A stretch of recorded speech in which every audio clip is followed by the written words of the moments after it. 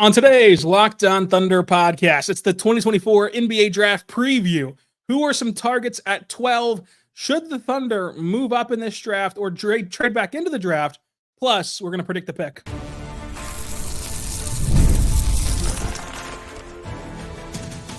You are Locked On Thunder, your daily Oklahoma City Thunder podcast. Part of the Locked On Podcast Network, your team every day. Let's get it going on the Locked On Thunder podcast on the Locked On Podcast Network, your teams every day. I am your host, media member, and Thunder on SI beat writer Rylan Stiles. Follow me on Twitter at Rylan_Stiles. Joining me today is Nick Crain. Nick Crain, Thunder extraordinaire, draft extraordinaire at Draft Digest, the uncontested pod, pretty much everywhere on the face of the earth. Nick, how are you doing today? I'm doing great, Rylan. It's a pleasure to be on Locked On Thunder. You're one of the greats in the industry, so thanks for having me on. Thanks for joining us. I know you're very busy. Let's get into the 2024 NBA Draft, which has seen some ugly superlatives about this draft throughout its cycle. Bad draft, weak draft, get out of this draft, it's no good. What is your overall vibe check on the 24 class? Yeah, I think a lot of that's due to the lack of a superstar at the top, right? And that's like what makes any draft class sexy. Like you think about any class the past 10, 20, 30 years, whatever it is, you naturally think about like who the top guy was. But a lot of times you look at drafts that even if they lack a top guy or the top guy is not like a future face of the league, there's still depth. I know some people would say this draft class lacks a top level talent and is not deep. I would disagree. Like I think if there's any class where you can get value at a pick that's not near the top of the draft, this is one to do it. This is the draft where really good scouting departments will shine. I think Oklahoma City is one of those. I think that it's overblown a bit that it's a weak class. Like you evaluate some of these prospects, especially the guys that are kind of the 3 to 15 to 20 range. There's a lot of guys that I'm like, in a lot of draft classes, they would be in that exact same range. So I'm not as down on this class. I think that it's a class where you can actually get a lot of players that can help you now. There's some upperclassmen that are making some noise. It's not just like a whole bunch of one and done players. I don't know. I'd love to hear your thoughts too, but I don't fully buy the weak class. Is it weaker than some, especially last year? Sure. That was a bonkers class. But last time people said, oh my gosh, it's a weak class. Is this guy worthy of number one? We saw Anthony Edwards go number one, LaMelo Ball go number two. Like it was a solid class. So I don't buy it being like a class that you want to be out of. Like go in there, show your scouting chops and get the steal, right? Yeah, I think that this draft class, like it's a terrible draft. If you need a franchise cornerstone, if you need a superstar, it is bad. Like it is not a good class. If you need literally anything else, I think even if you need number two, like you can get a number two in this draft class. If you need especially NBA contributors, like the sport is too evolved. The just amount that we play basketball internationally and of course in America, like you're always going to find NBA contributors, and there's going to be too many to have. Like you're going to have guys overfilling in the G League and in other leagues that can play in the NBA that just there's not enough spots for you in this league. So I think that this draft, if you need rotation filled out, if you need a starter, if you need even a number two, possibly, it's a draft for you. Anything past that, though, it's not a good draft, which is what people look at. Like people want the marquee name. People want like who's the face on the ESPN graphic to promote the draft tonight.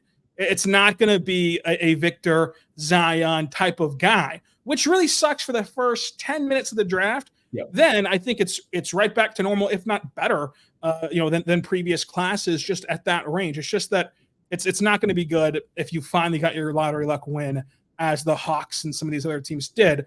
But with that being said, that leads to a lack of consensus. That leads to us not being able to predict what's going to happen.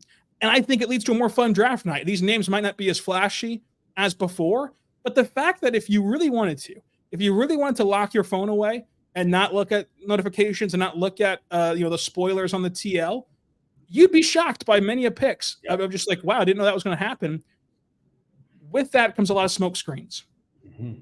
How real are they, Nick? Is a guy the caliber of Ron Holland or Cody Williams truly going to tumble down draft boards? It's a great question. I think that there's players that will fall relative to consensus. But for that to happen, there's guys that are lower in consensus that rise, right? Like for a Ron Holland or a Cody Williams or whoever it might be, like a Rob Dillingham is another name that we hear is falling. Other guys that were previously projected, like if we're going to use the Thunder at 12, for example, it would take for a Ron Holland or a Cody Williams to fall to 12. It would take somebody that's consensus mocked 13 to 18 or 20 to rise, right? So I think that will happen. I don't think the fall will be as sharp. I don't think we're going to see, although this was a different case last year and there was like knee concerns. Like I don't think we're going to see a Cam Whitmore who is a potential like top 3 pick fall all the way down to like the 19, 20, 21 range. I don't think it's going to happen. Ron Holland will be on record now. If he falls to the Thunder at 12, good luck to the other 29 teams because the Thunder's defense is already absurd. If he falls to 12, like that is match made in heaven. He has no jumper, to be clear. Like that's got to be fixed. I think Rylan, you know better than anybody, going to Thunder practice all the time and seeing Chip England put in work. If there's a single team where Ron Holland would fit best, where it's like you played a year in a pro system in the G League, you're an insane perimeter defender. You average 20 points a game, although inefficient, there was turnovers, but like just to plug into a contender and like play a role and all you need to do is just work on your jumper for the first year, like help the team in other ways. For Ron Holland's sake, he should be hoping he falls to OKC for the betterment of his career, to be honest. Yeah, and I mean, guess who needs a new project? It's Chip England. He just traded away Josh Giddey. He needs someone to mold. He's been working with Ousmane Dieng like all throughout last year. The process of like what Chip England does for Ousmane Dieng and of course Josh and everyone else, it's crazy. Like what they go through, like taking a billion shutter pictures of every inch of his jump shot and breaking it down. It's crazy. If Ron Holland got that attention and the structure, like I think that people miss like the G League structure. For the Ignite team has not been good ever since Brian Shaw left. It has not been good. Getting that with this group that has such organizational synergy, from the terminology to the personalities to just what you're asked to execute and how like you're not going to go down the G League and play a certain style that you're never going to play in the NBA. Like that kind of relationship between Cam Woods and from Mark, it would do wonders for his career. It would, like you said, put the rest of the league on notice. That would be the best case scenario for Oklahoma City, is to somehow have that happen. I'm not necessarily buying in on the fall because, I mean, I have Ron Holland number 1 on my big board. I think he is the best prospect that the draft has. I have Cody Williams in the top 5. And so for them to fall, like you said, it would take some risers. And I think that there could be risers that push them to say like 8 or 7, but risers to get them to 12 and below, that's really tough to envision. I think that the faller could be, like you mentioned, Rob Dillingham, just because who needs a very tiny scorer who like you might be scared of now in the modern NBA? I think that his fall could be serious, but I don't think that it'll come from Williams or Ron Holland, as much as we would love the dream, like Elvis in the 68 comeback special. Yeah, the other thing is like, if those guys do fall, you have to consider like who's right above Oklahoma City in the draft order. Like the Thunder could trade up for sure, but you have a team in the Bulls who knows what direction they're going. Like you can make a case that the Bulls would like to draft a player that helps them now. You could also argue the Bulls might take a player who is like a project if they're going to reboot this thing, right? So that's 11 right in front of the Thunder. Above them, you have Utah, who's kind of similar, where it's like some of the stuff you hear is Lauri Markkanen is their guy and they want to add a second star and they want to compete now. But then you also hear, like, could they trade Walker Kessler? Could Larry Markkinen be on the trade block? And it's like, what direction are you going? Above them is Memphis, who needs a win now player. Above them is San Antonio, who's like building around Wemby. Knowing that San Antonio, Memphis, Utah, and Chicago are ahead of Oklahoma City and what they need and what directions they could go, whether you want upside or win now, you can make the case that Cody and Ron are like kind of the best of both worlds. And so if those guys do fall, the teams ahead of Oklahoma City, it's just really hard to envision that they fall to 12. Yeah, I mean, you look at those teams and it's like, I think that some names that are very talented and like I think are worthy of top 10, viewers is like Devin Carter and Jared McCain. But it's like Chicago, they just traded for Josh Giddey. They have Kobe White. Like, are they going to invest in Carter or McCain? The Jazz, they have they have Kyshawn George. They have like these guys that they might take one of those guards. Of course, Memphis has the connections to Devin Carter. Yep. Potentially, if like Klingon's off the board and they have to stay at 9, maybe. But it would take like those guys jumping in, plus Tajon Salon jumping in, and so like you start to unravel it, and it's like, could one of those things happen? Probably. I think it's likely that at least one of those things happen. But to get a recipe of like every single guy jumping, that becomes tough. Just like you're looking at lottery odds, it becomes tough to see the double jump, which we saw this year. So maybe this is the year that all the stars align. But with that being said, Nick, coming up, let's get your top targets at pick number 12 for Oklahoma City, who you like the best, and then call your shot on who you think will actually be the pick for OKC. But first, Nick, I want to tell you right now about our good friends over at FanDuel. Check out FanDuel because it's America's #1 sports book. I love sports. I love them so much that I never want them to stop. But as the playoffs wind down in all sports, as the Stanley Cup Finals ended, the College Baseball World Series ended, we have fewer games. And sports just aren't sportsing like I want them to. But FanDuel lets me continue to get my sport on wherever I'm at, whatever time of year it is. You open the app, you dream about bets, and you take the time and put in your bets this summer, either with Major League Baseball, but you can also, with all customers, new or returning, you get a boost or bonus daily. That's right. There's something for everyone every single day, all summer long. When you go to FanDuel.com/lockedon to get started today. Of course, Major League Baseball, which is their official partner at FanDuel. But you can also, if you're only an NBA guy or gal, you can also bet on the NBA still. How can you do that, Nick? Well, you can place future bets. You can bet on who's going to win the NBA championship next year, which the Thunder see themselves with top 5 odds. SGA has top 3 odds for the MVP award. You can even bet on the draft and where Bronny James will go, which the Thunder are also in the sweepstakes for that. So go there right now to FanDuel.com/lockedon to get started. We're back on the Locked On Thunder podcast, on the Locked On Podcast Network, your teams every day. Joining us today is Nick Crain, Thunder on SI Draft Digest, and everywhere in the world talking about the NBA at Crain NBA on Twitter. Nick, Bronny James is not a target at 12, but who are some of your favorite targets at 12 for Oklahoma City? Speak for yourself. No, I'm kidding. Bronny James at 12 would be one of the most shocking picks that you could ever dream up. I kind of want to go off the beaten path here. I don't know if I want to give intentionally. I don't want to give some of the consensus names of the guys that have been mocked there. I like Khalil Ware a lot. I don't get the sense that he's on the Thunder's radar in terms of like their big prospects, right? I think there's a few guys I like better. I like him a lot. 7'1", has the shooting touch from beyond the arc. Has a really nice, like watching film, what sticks out with him is like the mid-range game. He'll catch in the mid-post. A lot of guys like back down or kick it back out. He has like a good mid-range turnaround number, like really interesting. Shot blocker, great in transition. The question with him is motor, right? And similar to Ron Holland, where it's like he has this one glaring flaw, and like maybe the best place for him is Oklahoma City. I almost feel the same way with Ware.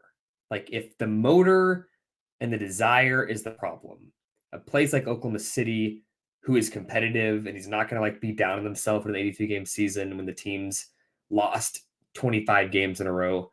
Like it feels like a place where if he's going to thrive, it would be in Oklahoma City. So he's one. I would go Dalton Connect as another one. Again, I'm trying to go off consensus here. I like what he does as a 3-level scorer. He's not going to be what he was at Tennessee in Oklahoma City. He's not going to be this high volume, make advanced shots kind of guy. But like the same way I envisioned Gordon Hayward. I don't know, Rylan, maybe you have a different opinion on Gordon, at least when the trade happened. Obviously, we know how it ended. Not great. But when I envisioned what Gordon Hayward could have done in a vacuum when he was traded for, like the best version of Gordon, I almost think like Connect could give you that by year 1 or 2. Like give you 11, 12 points a game, be a tertiary shot maker off the bench. Whenever you don't have other playmakers on the floor, he can get his own shot. It's interesting to me, right? Topic, the knee is really concerning. I don't know if Sam would even like flirt with a guy that has a knee injury, but if he ends up being a stash prospect, they just traded Josh Giddey.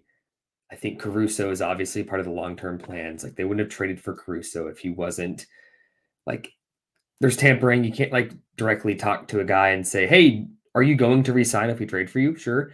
But I think there's a consensus that like Caruso is probably going to resign on that 4 for $80. But in the meantime, like you could draft Topic, who pre-injury was like being considered top 5, and let him rehab. And he could be like that. If you miss Josh Giddey and that creation and the assists and the jumbo guard size, you get that next year, right? It's almost like next year when the Thunder have 4 picks already, like you have this guy from the previous draft that's maybe a top 5 player in the class. And then I'll finish with Kyshawn George, who is older, I think, than most people realize. Like he was a 1 and done at Miami, and I think a lot of Thunder fans think he's this like 18-year-old kid. He's 20, like he's an older player from overseas. Like he's got professional experience. Just something about Sam Presti, when you think about Ousmane Dieng and Jaylen Williams, like he has this clear desire for guys that were smaller guards growing up that have the instincts and the playmaking and the dribble pass shoot, and they have this growth spurt. And he's like, they're a little uncoordinated. They haven't grown into their bodies. They're kind of a weird positional fit because they're a guard that grew and they're trying to figure themselves out. He clearly has a type, right? And Kyshawn George is that guy in this class. 6'9". He's grown a ton, 40% from 3. I think defensively, once his feet catch up to him, he'll be really good defensively. I just can't help but think, although he's mocked well beyond the Thunder's range, that whether it's a trade back or even at 12, because Sam's a guy that he'll take players that were not in range because the scouting department thinks differently than public mocks. Kyshawn George is a guy that I'm just enamored with for Oklahoma City. Yeah, I think that Khalil Ware, like, to me, if the Thunder on Wednesday give that selection, I'd be instantly all in, only because like that means that this organization has done their due diligence. Sam signed off on the concerns, but from the outside looking in right this moment, I'm out on Khalil Ware just because of what you hear about him and like the real legitimate concerns about like his motor and just about everything that goes with him. Now, again, on the court and just looking at the tape he put out with the Hoosiers, love the fit, love the pick for Oklahoma City. It's all that baggage, like the show that Mr. Springer hosted on a trashy television. It's that stuff that throws you off. With Topic, it's a fun idea. It's a very fun idea. My only quibble with that is that the Thunder are going to be in this unique position so many more times where they're the 1 seed in the West or they're close to it. They're contenders, and yet they have a lottery pick. Yep. And I think that there's an argument to be made for this year. You go get your contributor. You go get like a certified high floor, maybe low ceiling contributor, because in the future drafts, like next year, which is a loaded draft class, it's way easier to take a swing that could be a home run, but most likely ends up a double. Whereas in this draft class, you're taking a swing that you're hoping finds a gap, but it might be a can of corn fly out and it's just over with.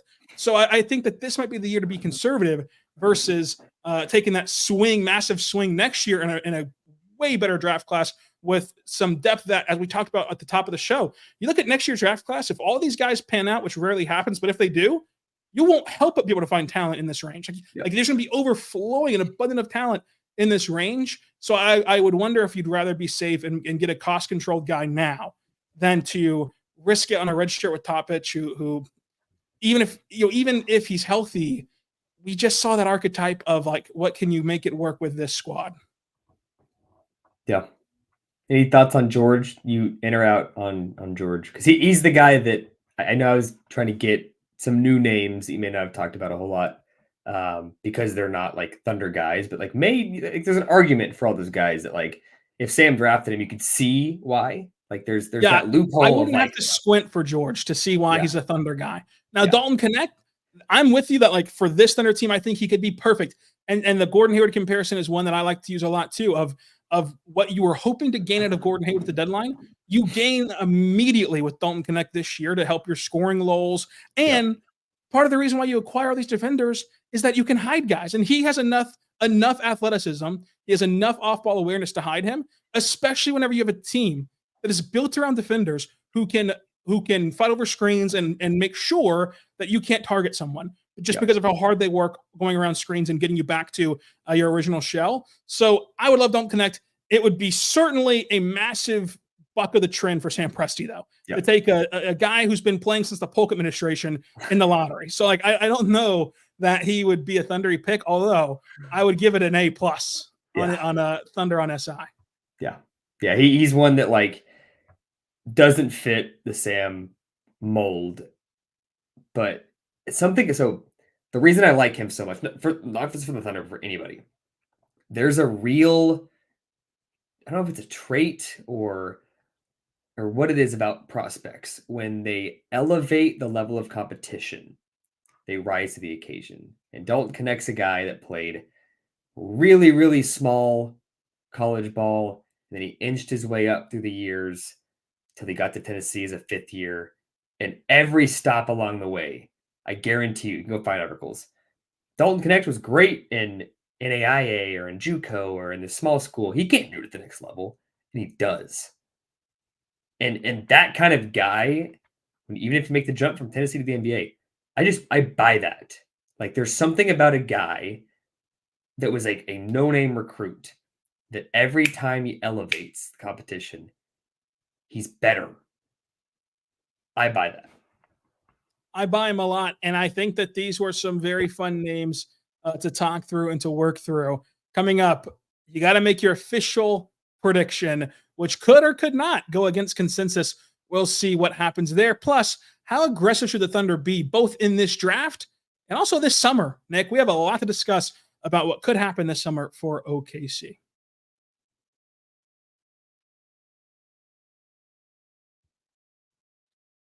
We're back on the Locked On Thunder podcast, on the Locked On Podcast Network, your teams every day. I'm your host, Rylan Stiles. Follow me on Twitter at Rylan_Stiles. Check us out at Thunder on SI, Draft Digest, the Uncontested Podcast, Locked On Thunder, at Crain NBA on Twitter.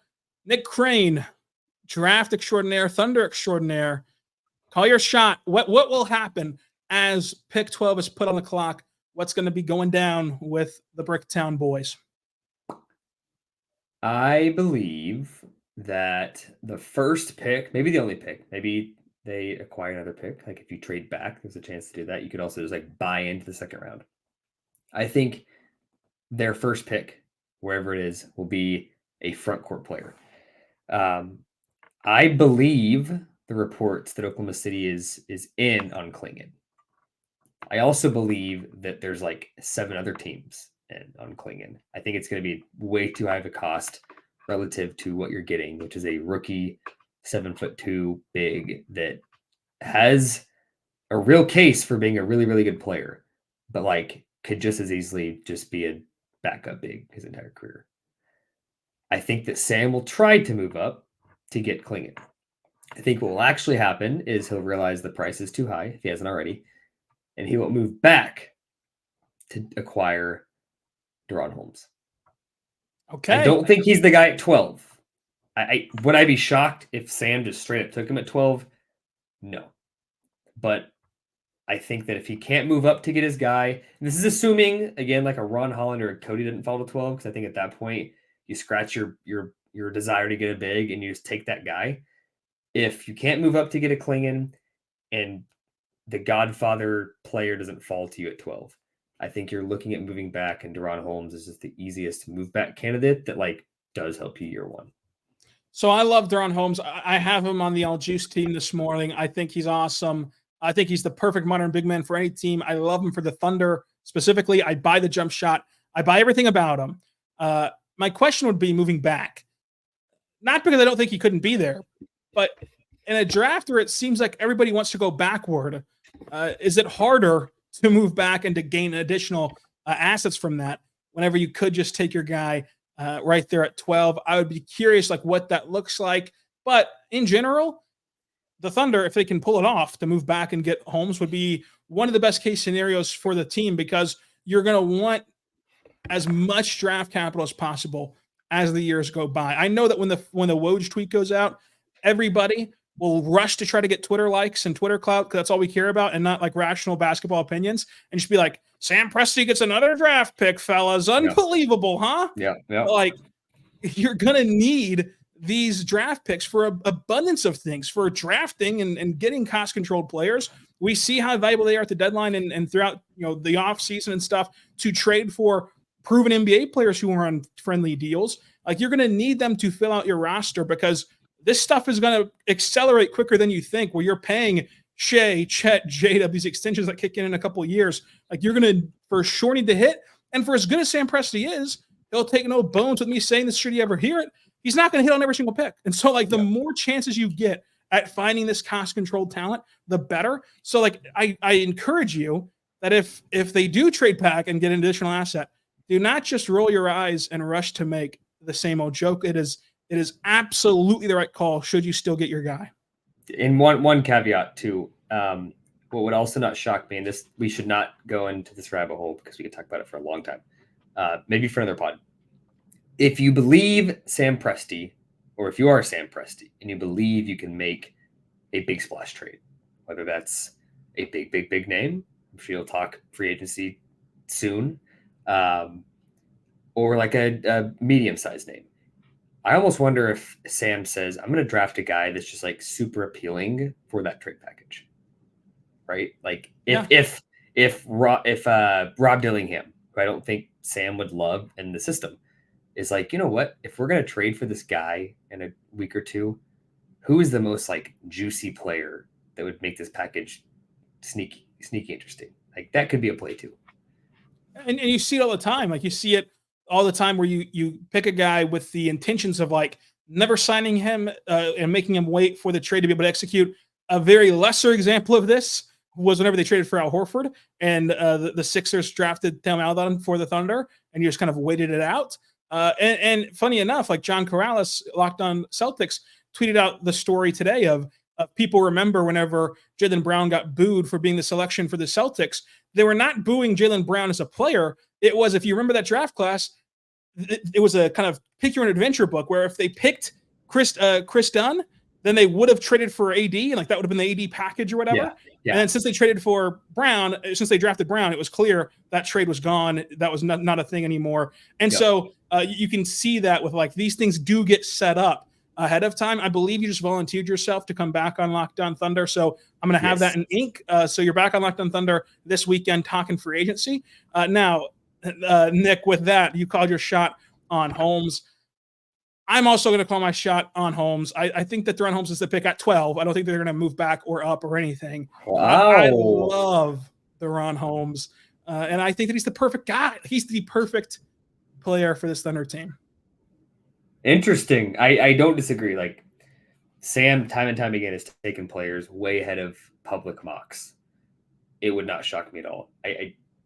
He's a great fit. I think he may not start game 1. It would not shock me if he's starting game 51 for the Thunder next season. It'll be a lot of fun to see how that would progress and how that would go down. Now, Sam Presti has made trades in every draft class ever. No second-round pick this year in a draft that we both agree is pretty deep. Yeah. And you now have the 12 hours or so to get organized, rearrange your board, and no team has a bevy of second-rounders like OKC, plus the cash to just simply go buy one.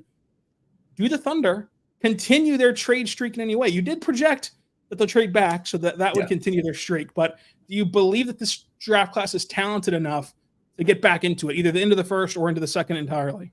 I do. I think the Thunder, especially, I think the overnight concept of like the day 2 draft lends nicely for strategic trades. I think a lot of second round trades in the past are just like, we don't even know who we want here. Let's trade this pick, get it off our hands. I think there's going to be strategic trades. I think Sam Presti will have a guy that he thinks he can get in the second round and will trade for that guy. I think they're going to have the roster spots. There's 4 guys coming off the books. They could make free agency moves. They could trade for more guys. But I think that there's a real world where Oklahoma City brings in a second rounder next season. Yeah, I mean, you look at their roster. Hayward gone, Biyombo likely gone, Muscala gone. Olivier Saric on a 2-way deal popped his Achilles the last game of the year. You just can't bring him back. Like you're not going to bring him back. Sorry that happened. It's a brutal luck. But like you're not taking up a 2-way spot for a guy who just can't play this year. So that's at minimum 4. And it's been a fun storybook. 27-year-old Indy Waters. It's been awesome. Yeah. But do you just decline his deal and open up that spot too to give yourself flexibility? And not to tease, I hate to tease, Nick, but not to tease like a big move or anything, but they have 4 roster spots to fill. If you have these visions of massive moves, it's going to take more than a 1-for-1 swap like you saw in Chicago. That opens up even more roster spots. This is the cheapest way to fill up those roster spots. And even beyond that big move, even beyond anything else, just simply looking at Olivier Saric. Like, let's not even get sexy and cute. Looking at Olivier Saric, you've got to fill that 2-way spot somehow. There's no better time than in the second round of this class because we know how it works in the second round. An agency could be like, hey, we want to go undrafted, pick our own team. I don't think an agency would do that to OKC just because like you cannot get very much, you cannot get better structure for the chance of a second round player to hit than the Thunder. So even if just at a minimum you're replacing Olivier Saric, then you do that by buying a second round pick in some capacity.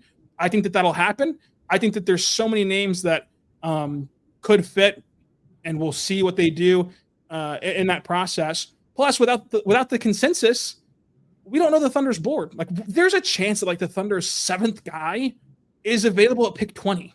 Yeah. And like you don't think that they're going to go get that guy if that were to fall out and happen. Well, now we'll never know if that did happen or didn't, right? Unless they should trade up for that person. But it's interesting to think about, and just given all the mathematic formulas where this variable could be right, I do think that they're going to make a trade on draft night. I'm with you 100%. And you'll be there live at Thunder HQ covering us, talking to Sam after round 1. I'm pumped for it. We talked to Caruso today. That was one of the big aggressive moves for the Thunder.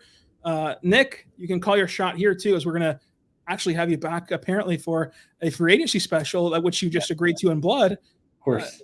Are the Thunder done with big moves, or will there be another Woj tweet that we blow up the group chat? Like who's on the news, or who's going to get opinions out? Like what are we going to do here?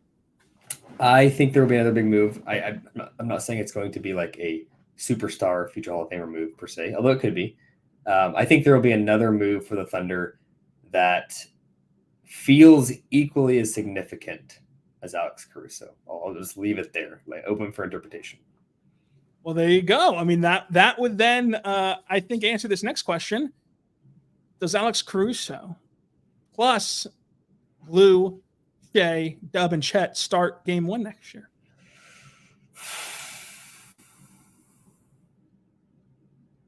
I don't think both Lou and Alex will start. Of the two, who would you move to the bench? I'm like a loyalty guy. I think it's Lou's job to lose. Do I think Alex Caruso is a better version of Lou in a lot of ways? Yeah, like better 3-point shooter, 2-time all defense back-to-back. Those are things Lou like is striving for. Older, more experienced champion. I think it's Lou's job to lose. So I don't think it's just like, here, Alex, it's your starting job. I do think, and this like lends well into the previous question of like, do they make another splash? I think the Thunder straight up address the starting 4, like straight up. Like that's the reason that Lou and Alex both cannot start, is because there is a bona fide starting 4 that slides in, and you have to make the decision on one of those two guys. So I would love that. It'd be great for the site, great for the pod and everything else. You guys just absolutely destroyed the like button and watch button on the Caruso pod. So I'd love that. I still think though that like they bring in a 4 that's like a Jalen Smith-esque 4, and you like could start, Caruso in place of Giddey and move forward from there. I think though, if they did do your route and like they addressed 4 and they got a starting level 4, I would also start Dort, but because Caruso, I think, helps your second unit more as a playmaker on the ball point guard. It just flows better and fits better.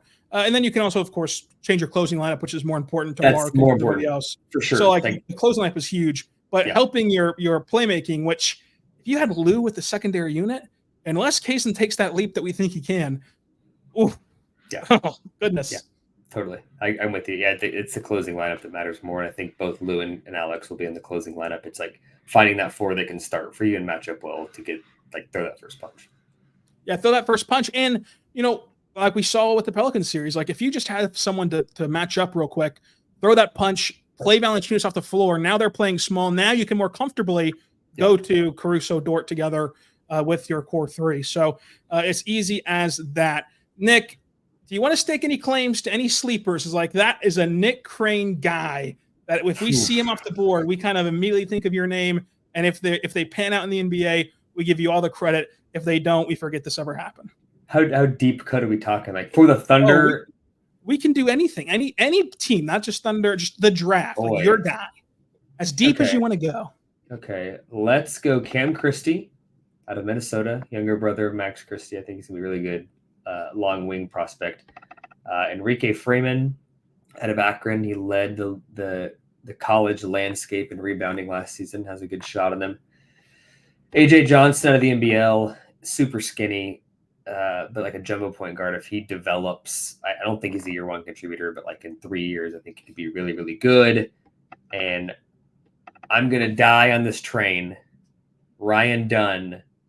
His offensive bag is not good at all, but his defense is so dang good that if you can find a way to like integrate him into an offense and make him pass the ball on that end, his defensive upside is so unreal that I think you just have to go for it. Oh, that's a sour note. That's not a sour fan, note. Huh? I do not like Ryan Dunn in this draft, but I'm a big Jonathan Mongbo guy to cleanse the palate for our guys that we just love. Like, attach me to Mongbo as deeply as you attached me to Darius Baisley, and that will be good for me. I also love Harrison Ingram, which some guys have him like top of the second round. Mavs draft, who I really respect and love, friend of the show, has him at the end of the 60s. He's nearly a 70-year-old Golden Girl on Mavs draft's big board. I don't understand that. I'm a big believer in Harrison Ingram. I actually have him closer to a first-round grade. I'm at 34 right now in this draft class. So I'm a big believer in him. I'm a big believer in Emmanuel Miller, brother of Leonard Miller, who I was also TCU. A big fan of. TCU stand up. Big TCU guy. Having gone down there for exactly 1 game. Got to see you that day. That was a lot of fun. Yes, sir. And last, but certainly not least, this is a guy that I have already claimed to be my favorite G League player this year, Eric Gaines. Love Eric Gaines. Brings the juice, highlight reel, going to the G. Yep. He'll be awesome in the G League. I have actually all 3 of those guys in my top 80 that I just released, like my final board yesterday. Eric Gaines is 80. He rounds it out. Barely made the cut. Maybe made it because of you. We'll see. Manuel Miller I have at 74, and Harrison Ingram I have at 52. So I'm closer to Rich on into the second round than you are early in the second round. Well, there you have it. Nick, let them know where they can find all of your great stuff and what's going on as we lead into a very fun draft day. Yeah. Crain NBA on Twitter, Draft Digest, Thunder on SI. If you want the real juice, you can find Rylan at the same places, just a different Twitter handle. Doing a lot of good stuff. If you're a Thunder fan, follow us all over the place, as I just mentioned. Thunder lends nicely into the draft. This team has a real amount of draft picks, so follow us on Draft Digest as well. You guys are in good hands at Locked On Thunder with Rylan. He knows ball, as the kids say. Everything we ever talk about, every team we ever ask him to write about, he's like all of a sudden an expert and knows everything about them, which I think speaks to his work ethic and knowledge of the league. So love working with you, man, and thanks for having me on the day. And I'm looking forward to the next few days because it's the best time of the year. I really appreciate the kind words. I'm really looking forward to you coming back and breaking down free agency in the summer and stuff as we got you to agree to live on the pod. But Nick, it's been a pleasure. I appreciate you cramming us in here during your busy draft week. Again, at Crain NBA on Twitter. And until tomorrow, be good and be good to one another.